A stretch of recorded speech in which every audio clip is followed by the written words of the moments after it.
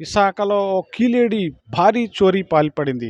భారీ చోరీలో కేజీ బంగారాన్ని తస్కరించిపోయేందుకు ప్రయత్నించింది. తస్కరించి సక్సెస్ అయింది. ఒక విధంగా చెప్పాలంటే తనతో పాటు రామకృష్ణ అనే వ్యక్తిని తీసుకువచ్చి ఒమ్మి మంగమ్మ ఈ చోరీ ఘటనకు పాల్పడింది. సుమారు కేజీ బంగారాన్ని కౌసల్య జ్యువెలర్స్ ప్రాంతం నుంచి తస్కరించిపోయింది.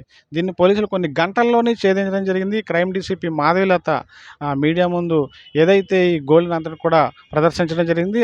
కేజీ గోల్డ్‌ని కూడా రికవరీ కూడా చేయడం జరిగింది. కొన్ని గంటల్లోనే ఈ కేసుని ఛేదించి పోలీసులు ఒక విధంగా చెప్పాలంటే శభాష్ అనిపించుకున్నారు.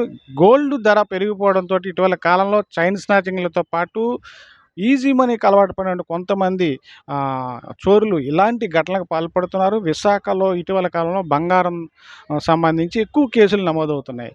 ఒమ్మి మంగ ఇటీవల కాలంలో కొన్ని పాత కేసుల్లో కూడా నిందితురాలు. నమ్మకమైనటువంటి కస్టమర్‌గా ఆమె కౌసల్య జ్యువెలర్స్‌కి ఫస్ట్ నుంచి మెలుగుతూ వస్తుంది. ఆమెతో పాటు రామకృష్ణ అనే వ్యక్తిని తోడు తీసుకొని ఒక కారులో ఏదైతే జ్యువెలర్స్ షాప్ ఉన్నదో జ్యువెలర్స్ షాప్ దగ్గరికి వెళ్ళడం జరిగింది.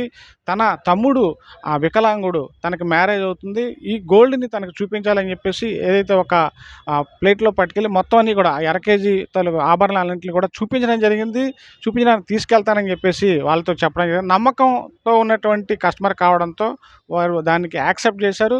తీరా చూస్తే అద్దె కారులో కేజీ గోల్డ్‌తో కూడా తమ్ముడితో పాటు పరారైపోయింది. పోలీసులు కొన్ని గంటల్లోనే ఫిర్యాదు అందిన కొన్ని గంటల్లోనే ఆమెని అరెస్ట్ చేయడం జరిగింది. పోలీసుల అదుపులో ప్రస్తుతం అయితే ఉన్నది.